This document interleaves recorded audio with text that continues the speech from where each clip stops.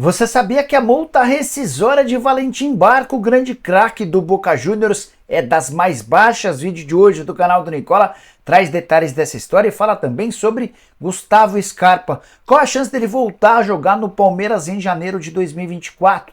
Te falo também sobre Douglas Costa, especulado no São Paulo. Tem alguma chance?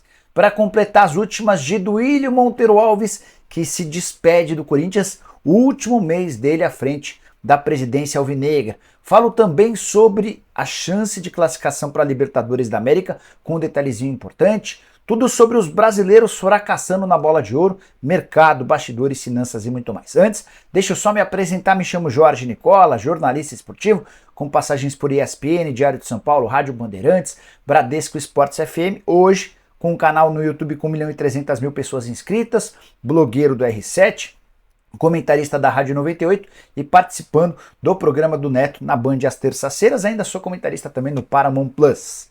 Queria contar que todo esse conteúdo tem um oferecimento de Aposta Ganha, a casa de apostas esportivas que te dá R$5 na sua primeira aposta. Para participar é super simples, só pegar o link que está no comentário fixo e fazer o cadastro.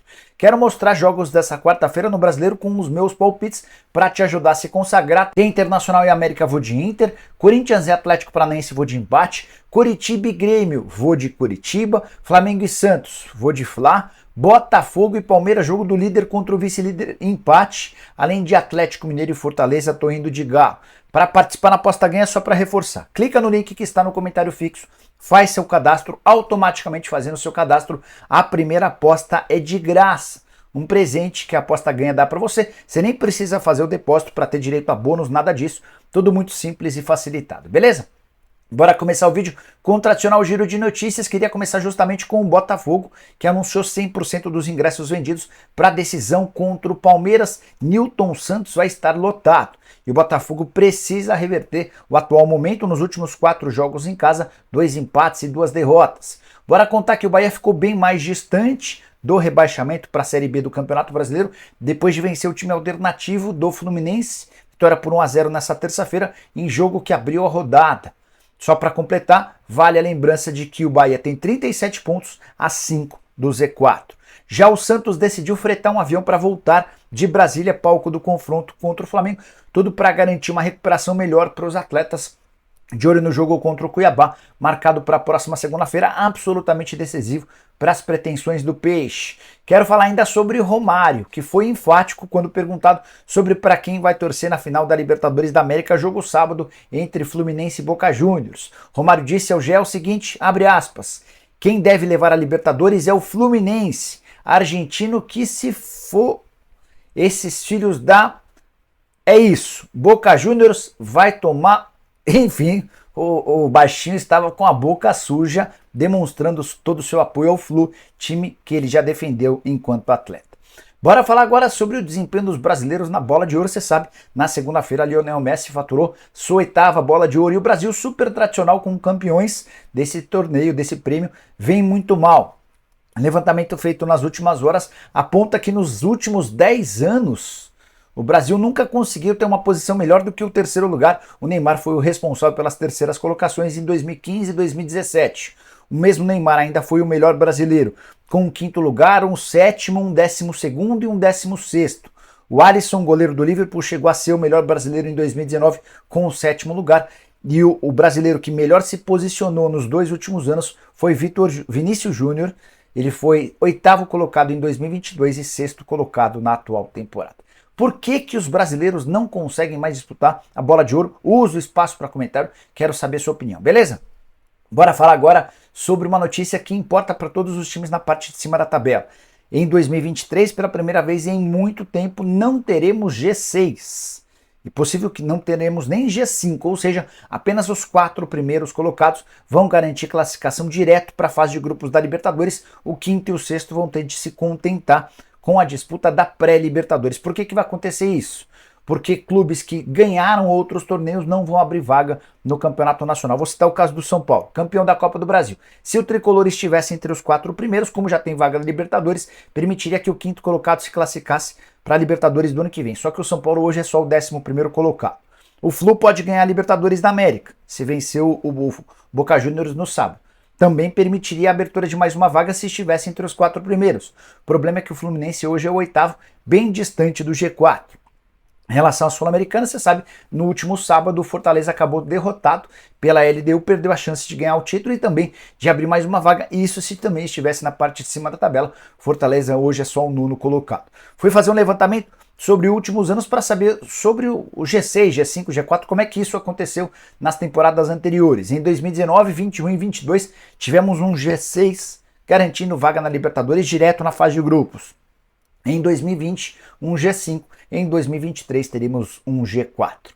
Bora falar agora sobre Valentim Barco, a grande joia do Boca Juniors, atleta de só 19 anos de idade. Quero começar com uma excelente notícia para clubes brasileiros que estão de olho nele. Já vi muito torcedor do rubro-negro pedindo a contratação do Barco. O atleta tem uma multa rescisória, de acordo com o jornal Esporte da Espanha, de apenas 10 milhões de euros. Boca Juniors nem confirma nem desmente tal informação. O que é certo é que o contrato dele se encerra em dezembro de 2024, ou seja, no final do ano que vem. O Boca tentou a extensão desse vínculo, mas não teve sucesso, e o jogador nos últimos meses foi ganhando espaço, se tornando protagonista e o grande craque do time. Se a notícia é boa de que a multa rescisória é baixa, acessível, por exemplo, para Flamengo, para Palmeiras, para o Botafogo, quero contar uma notícia ruim. O Valentim Barco é monitorado por alguns dos principais clubes do mundo, entre eles o Manchester City, que ainda não fez proposta, mas observa com carinho, com atenção, para possivelmente, na virada do ano, apresentar a oferta do pagamento da multa rescisória para levar o jogador. Outros clubes da Premier League também estão interessados no atleta, que antes de fazer sucesso com a camisa do Boca Juniors no time principal, já havia disputado o Mundial Sub-20 pela seleção argentina. Outra história curiosa do principal jogador, do mais talentoso jogador do Boca, de olho na decisão de sábado. O Barco vem de uma origem muito humilde, ele morava numa cidade relativamente próxima a Buenos Aires, mas precisava ir 4 vezes por semana até o CT do Boca para treinar com os atletas, isso ainda nas categorias de base. E a família muito humilde não tinha dinheiro para oferecer grandes refeições. Então ele e a mãe, que levava o menino toda vez que ele precisava treinar, dividiam um sanduíche. Hoje já numa condição bem melhor, a situação é diferente. Para completar sobre Boca e Fluminense, só queria contar que os jornais argentinos afirmam que cerca de 100 mil torcedores do Boca estarão no Rio de Janeiro até sábado por conta da final. Já a Prefeitura do Rio de Janeiro revelou uma estimativa, uma expectativa pela presença de 16 mil torcedores argentinos. Bora falar sobre Gustavo Scarpa no Palmeiras. Esse assunto veio à tona nas últimas horas depois que o PVC contou que o Verdão fez consulta para ter Gustavo Scarpa em janeiro. Também, de acordo com o PVC, a chance de o negócio avançar é pequena, porque o Nottingham Forest só topa negociá-lo em definitivo. De qualquer forma, fiquei curioso e procurei a minha fonte lá no Palmeiras para perguntar se Scarpa está mesmo na pauta, se tem chance, se o negócio é difícil. A resposta veio através da seguinte frase, abre aspas: "Posso garantir que não tem nada em andamento sobre o Scarpa agora. Sondamos no meio do ano, mas ele foi para a Grécia e não falamos mais no assunto", fecha aspas. Então o Palmeiras admite que tinha intenção de contratar o Scarpa antes dele deixar o Nottingham Forest para ir por empréstimo ao Olympiacos. O atleta preferiu continuar no futebol europeu jogando na Grécia em vez de jogar no Palmeiras e desde então não houve mais contato. Existem vários problemas para repatriar o jogador, que tem contrato com o Nottingham Forest até 2026. O clube inglês exige uma compensação para liberá-lo. Ele ganha 2 milhões e 100 mil reais por mês, exatamente o mesmo valor a que tem direito o Dudu, o jogador mais bem pago do elenco.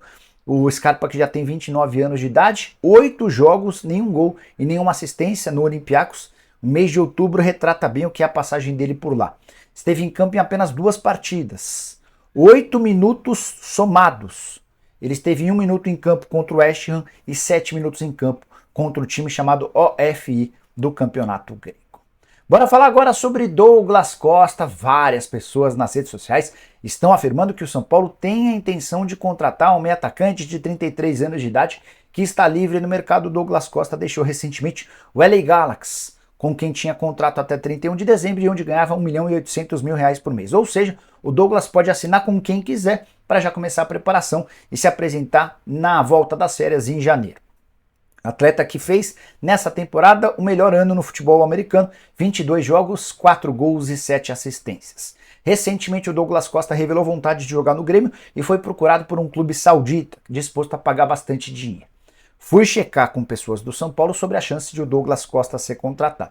E as duas pessoas com quem conversei afirmaram que não existe possibilidade de o Douglas ser contratado, especialmente por conta das características do preço e da concorrência. Começando falando sobre a grana. São Paulo entende que esse 1.800.000 que ele tinha direito no futebol americano está completamente fora da realidade do clube. Depois, há uma dúvida em relação à capacidade física do Douglas Costa, alguém que se machuca com enorme frequência. Para completar, ele chegaria para disputar posição com vários atletas do elenco. São Paulo entende que Douglas Costa, Rames Rodrigues e Lucas Moura podem jogar em funções parecidas e todos com mais de 30 anos de idade.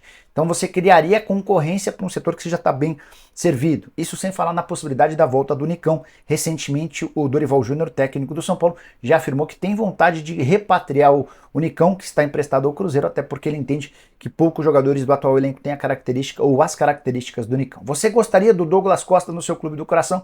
Use o espaço para comentário e avalie, beleza?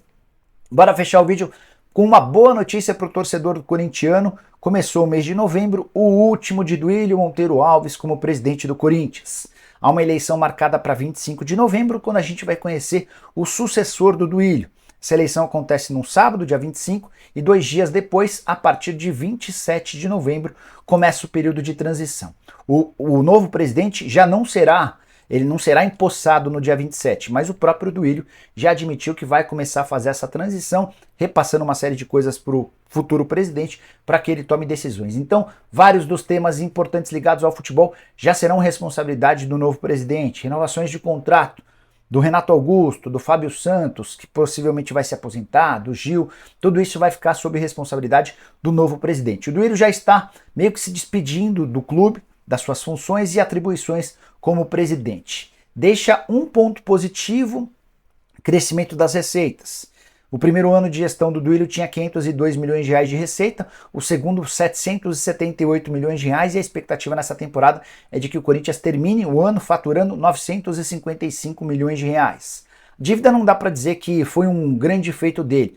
O que o Duílio fez foi impedir que a dívida continuasse crescendo, ela estagnou. Com um crescimento bem pequeno, praticamente irrelevante. Mas dentro de campo, o retrospecto ou o aproveitamento foi pífio. O time não ganhou nenhum título durante todos os 3 anos de Duílio Monteiro Alves. Ele se torna o primeiro presidente da história do clube a deixar o timão sem um título. O último presidente que havia passado por isso era da década de 80, de 1980. Aproveitamento em clássicos. Diante de São Paulo e Palmeiras, o Corinthians foi horroroso na era do Duílio Monteiro Alves, só 26% de aproveitamento. Queria deixar a pergunta para o torcedor corintiano. O Duílio vai deixar alguma saudade? De 0 a 10, que nota você dá para ele? Use o espaço para comentário, não esquece de deixar like, de se inscrever no canal. Nos encontramos à tarde com mais notícias. Abraço, tchau!